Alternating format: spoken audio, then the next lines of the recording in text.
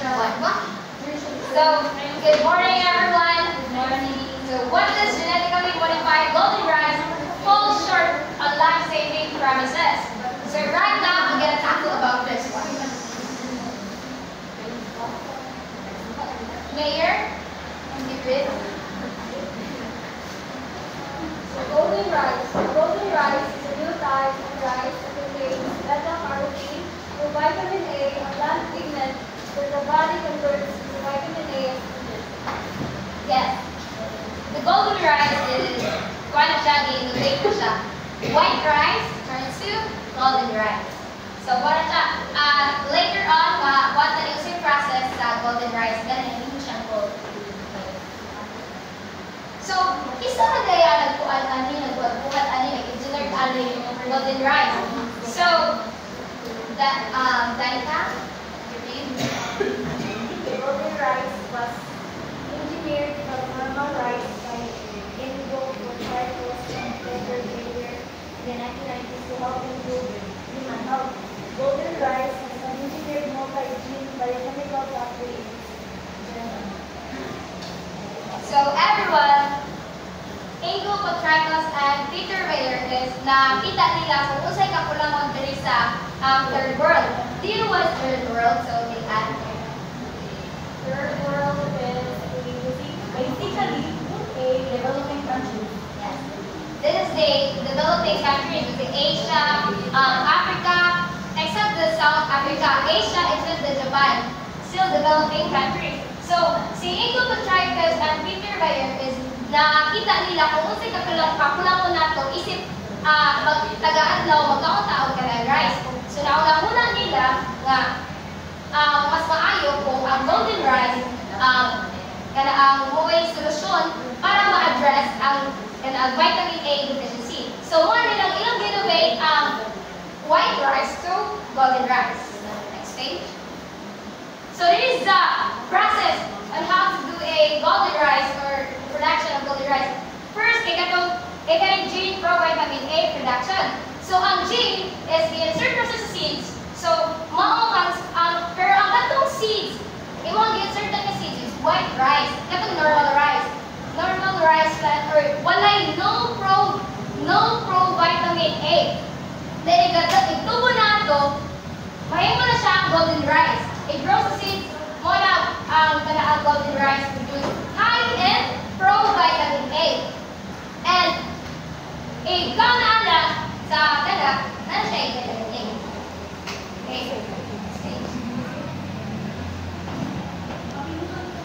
Can you read,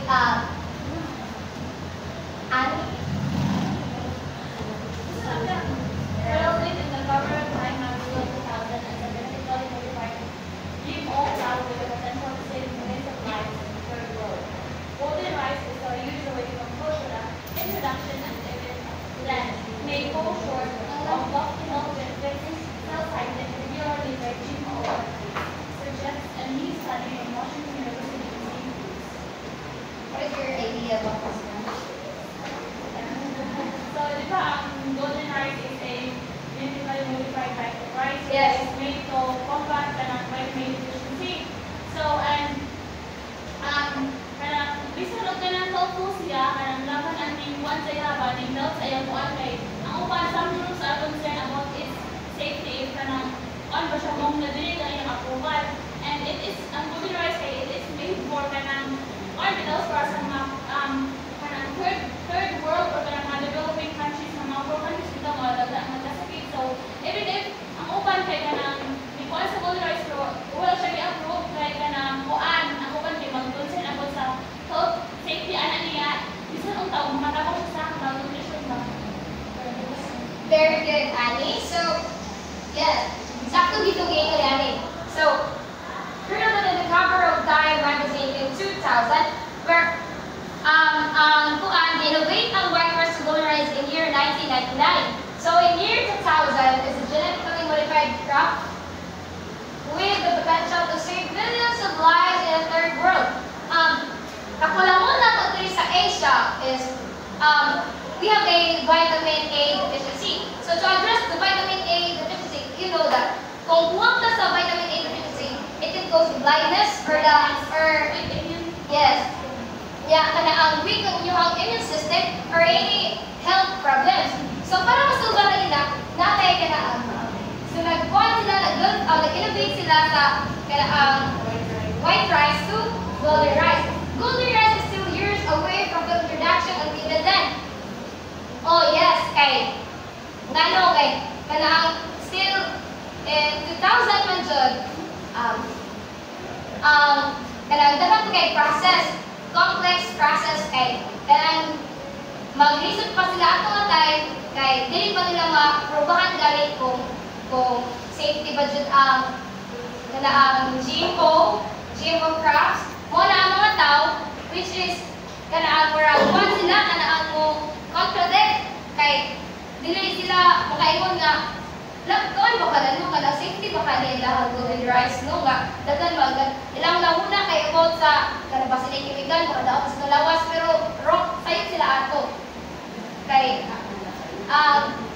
buan ang golden rice have a vitamin A. So GMO advocates to suggest a new study from Washington University and St. Louis. So Washington University and St. Louis nationalized new study, suggest new study. It might be not a dili pa ready gali nga kana ang napakunoy kana ang anticipated health benefits kana ang golden rice. So Washington University in St. Louis is kana ang ilang istadihan is unsa ka effective ang golden rice sa ato ang lawas. How effectiveness they golden rice to address the vitamin A deficiency here in developing countries. So next week. Switch to Zell. Golden rice is not ready for the market, but we find legal support for the common claim that environmental activists are responsible for solid waste reduction. GMO opponents have not been outlet. That is author Glenn Smoke, a professor of anthropology and environmental studies at So, author Glenn Smoke, the professor of anthropological and environmental studies in arts and sciences.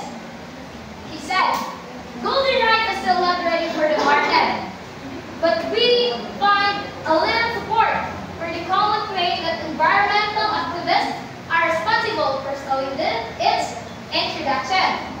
GMO or genetically modified organism often is not being the problem. Genetically engineering, nagbuhat sila o GMO crops or mga tanong para sa ato mga tao na natin benefits. So, dili ginunta ka na ang problema o tanong ang GMO kay which is naman GMO para lang para sa ato pero mo ni problema sa in 2000 mo to'y problema nga dili pa say kanani kana wala magiging aprobahan kay grabe kataas pa tong process ba so on ba sorry na ako dapat mo kay process ang pagbuhat sa GMO sa una kay ang mga tao ang mga farmers a lot of farmers kay dili sila makaingon nga safety kuno kay ang mga siguro mga chemical nga na ipanggamit di ba so kana mo wala pa na sila golden rice pero still not ready for the market. So, next. So, kailangan first sentence. Okay, honey? GMO advocates have long that innovation as a practical way to provide more farmers in remote areas with a subsistence cropping rural habitat needed by an aid to alive. What's your idea about that? Parang kuhan balik, di ko ano lang dili daw sa ang mga tao, mga katong pati ang farmers kayo maka-add sa gali siya o benefit ang mga farmers kayo, lalo na sa mga remote areas like sa kuhan, dili kayo makakuhan balik mga vitamins, pero hindi sila kapalit kayo, naman sila sa remote area, so by the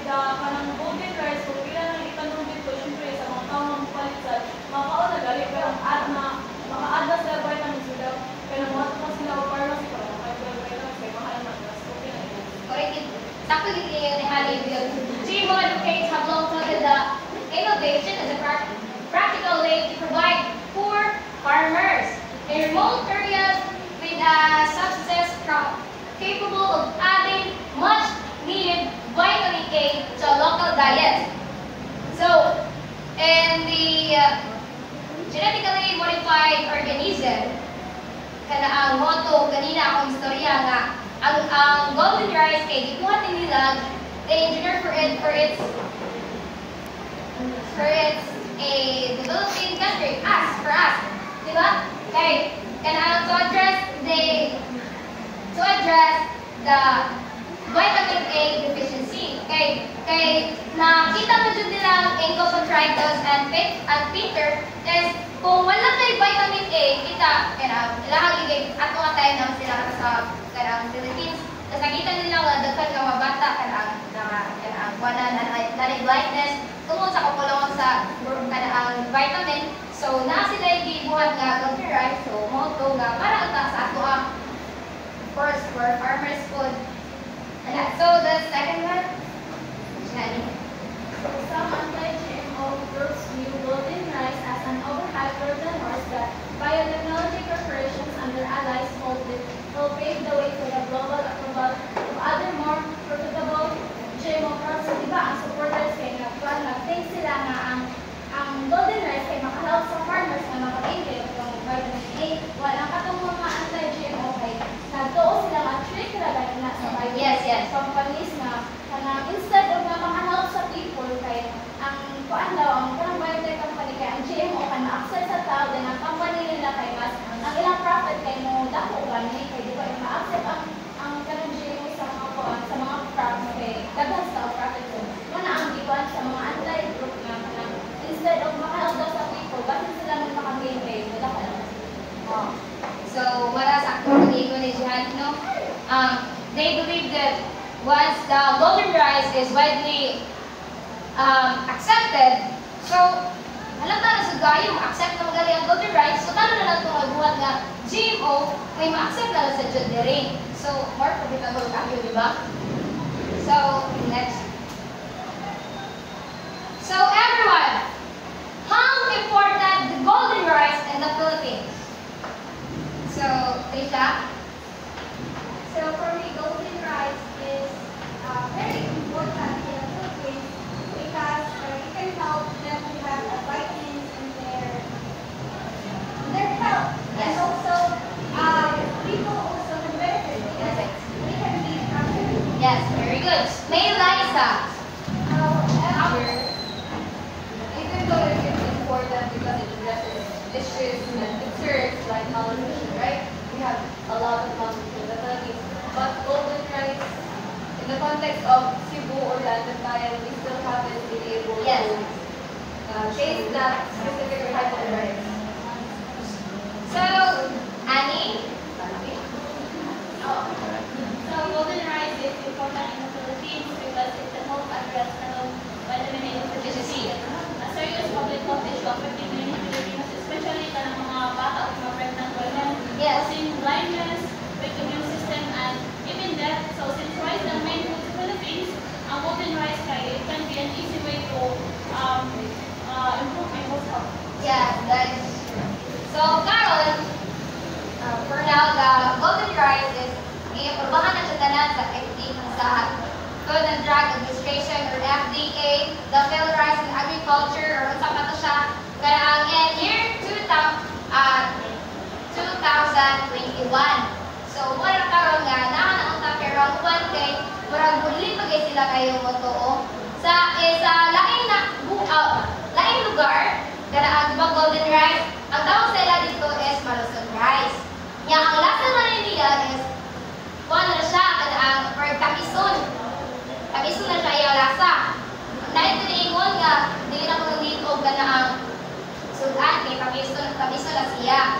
And also okay, ang golden rice una nga gikuan ani na tamnan is from Batangas. Sa Batangas sila. So, wala na yung question. Ay! Kuan di ay, golden rice ug white rice kay wala na sila yung kanaang kalahian nga kuan kanaang presyo. Kung unsa ang white rice ug golden rice, mo na silang presyo. Kay white rice although innovate na siya pero rice ko pa siya mo. Wala na sila yung presyo. So, That's all. Thank you, everyone.